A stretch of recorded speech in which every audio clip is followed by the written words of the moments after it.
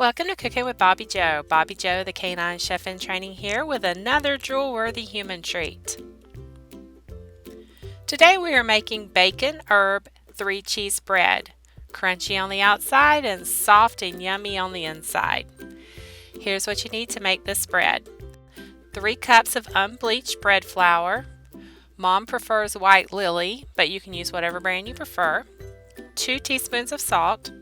1 3/4 tablespoon of honey, a half a cup of warm chicken broth, a half a cup of warm buttermilk, 2 1/4 teaspoons of active dry yeast, 2 tablespoons melted butter, shredded cheddar cheese, shredded mozzarella cheese, grated Parmesan cheese, bacon bits, oregano, basil, and then the topping you need 1 tablespoon of melted butter and a half a teaspoon of garlic powder. You may also need some cooking spray. Grease a loaf pan. Mom always uses pan baking spray with flour. You want to make sure your buttermilk and your broth are warm. It should be between 110 and 115 degrees if you have a thermometer. It should be lukewarm. You don't want it to be too hot because it will kill the yeast. Mix together the buttermilk, broth, honey, and active yeast.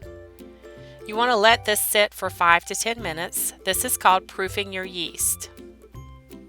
You wait to see if the mixture bubbles and foams up. This is what tells you if your yeast is alive. Typically, if the yeast package is still in date, it is fine, but it's always best to proof it before adding in all the ingredients because if it isn't alive, your bread won't rise.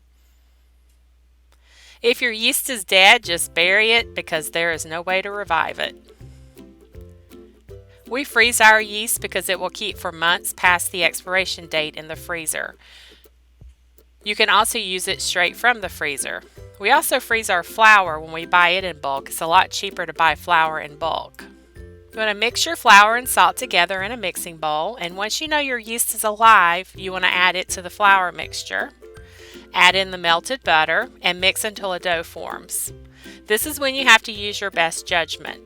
If the dough is too dry, add a little water. If it's too sticky, add a little flour. If you have a mixer with a dough hook, you can use it for this step, but Mom likes making her bread by hand the old-fashioned way.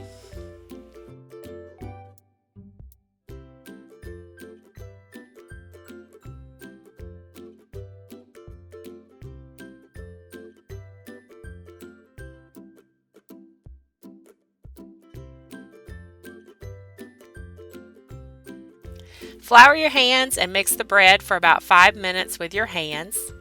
Then put the dough out onto a floured surface and let it rest for about 5 minutes.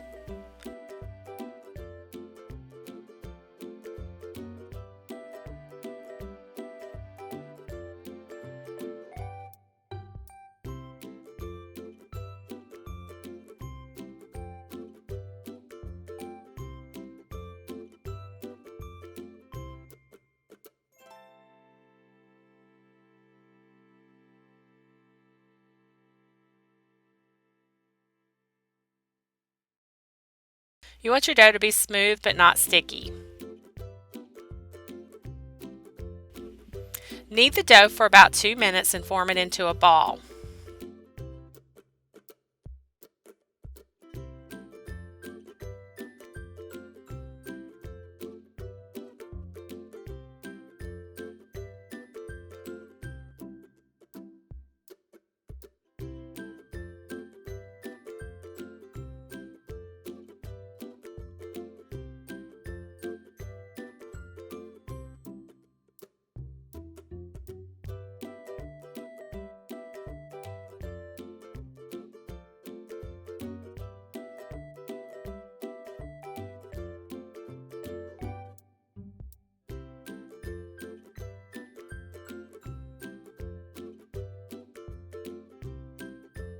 Oil a bowl and place the dough in it. Cover with plastic wrap or a clean towel and sit at room temperature until doubled in size, about 2 hours.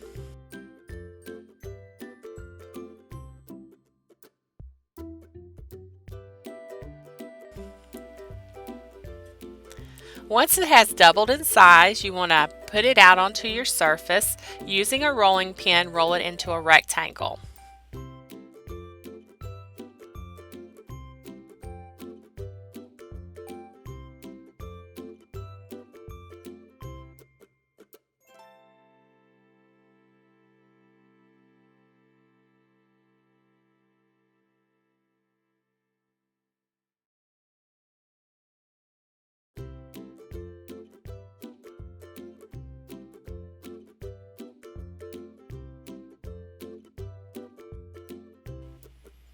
Then you want to add your cheddar cheese, mozzarella cheese. You want to spray that with cooking spray so the bacon bits and herbs stick better.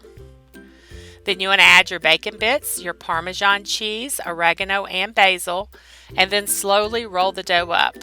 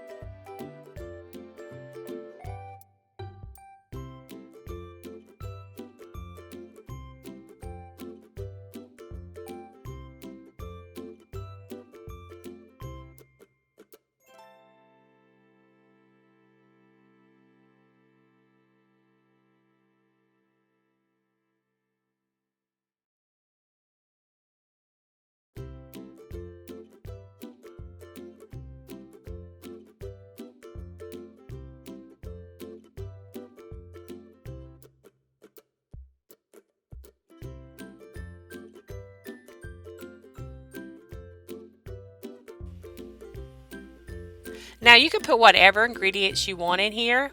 If you want it to just be bacon and cheese, then leave out the herbs. If you have other herbs you like better, then use those. You can also add jalapeno slices if you like it spicy. You can add ham bits, pepperoni, Canadian bacon. You can really customize it to whatever you like.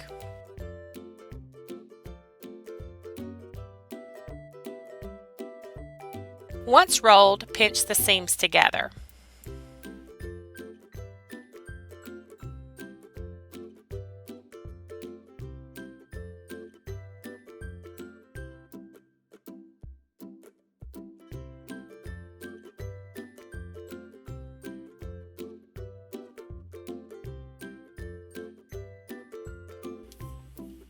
We like to load ours down, and the more you add, the harder it is to braid.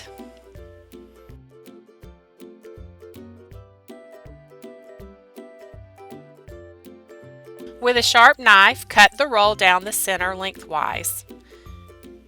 And then you're just basically going to braid the two pieces together. Keep the cut side up and do your best to keep them together. And just cross one on top of the other and continue. It doesn't have to be perfect because you can shape it better once it's in the loaf pan. And if you lose any of the filling, just put it back up on the top of the bread.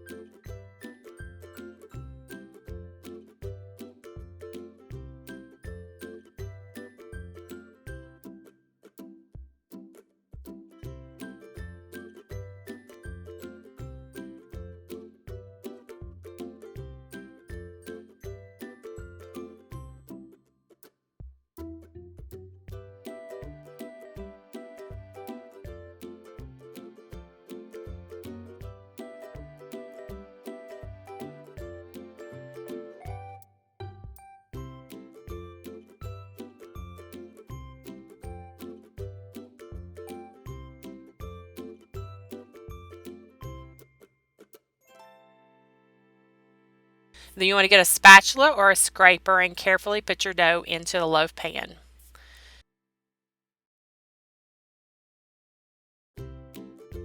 Cover the pan with plastic wrap or a towel and let the dough rise an additional hour until it's about an inch higher than the sides of the pan in the middle.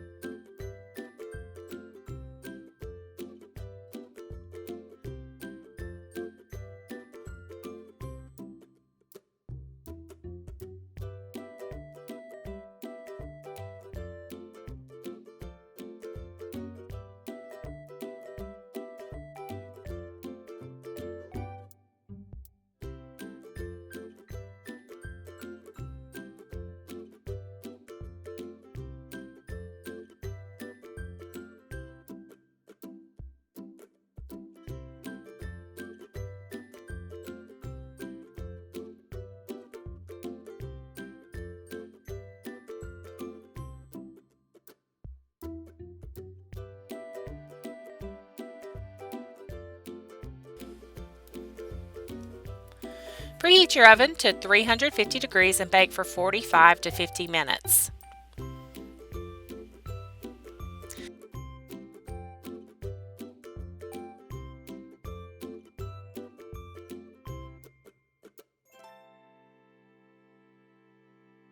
Once it's done, remove from the oven and let it cool in the pan for about 2 minutes. Then you take a knife and go around the edges to loosen the loaf.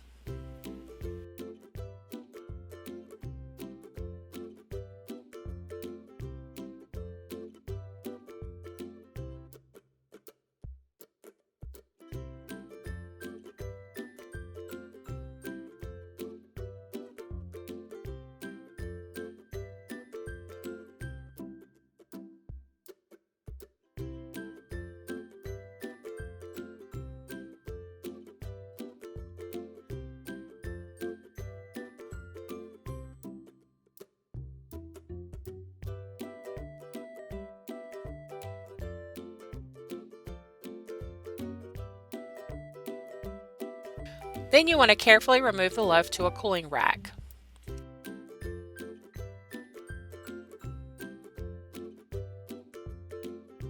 Then brush the garlic butter over the top and wait until it cools before slicing.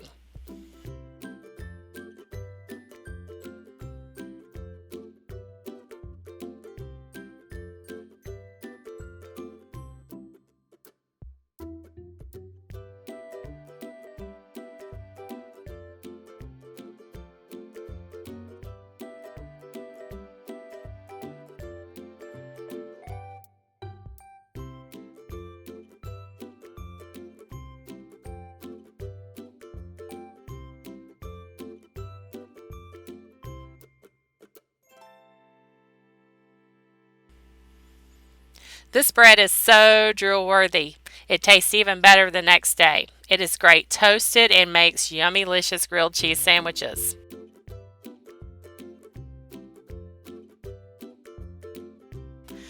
Don't be afraid to give it a try. The hardest thing about making bread is being patient. If you didn't have to wait so long for it to rise, it really would not take that long at all to make. You can also make the dough and leave it in the fridge for a few days until you're ready to use it. If you do that, just make sure when you remove it from the fridge, you leave it out at room temperature for a couple of hours before using.